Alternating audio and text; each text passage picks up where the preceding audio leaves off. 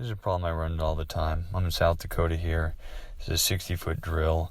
It was drilled out 2 years ago. I'm back here repairing it.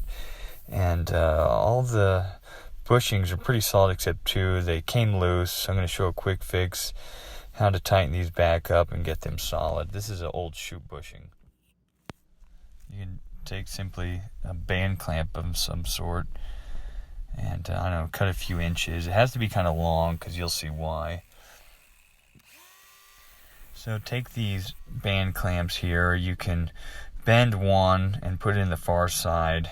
Just bend it in the middle. The other one, you want to kind of hold it in position and beat it in slowly there. And what's important is where you're going to place the band clamps, because that's going to move this bushing in a direction, and it's going to affect how the seed boot's going to fit against the disc. And of course you want it as flush as possible.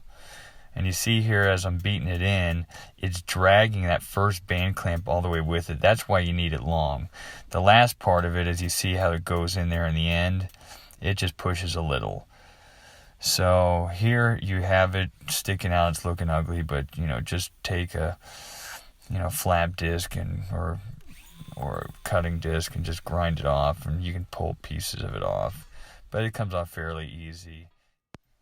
But I must admit, I had to actually take this out and adjust the band clamp a little lower to get a better fitting against the disc to make it flush. But this came out real well in the end.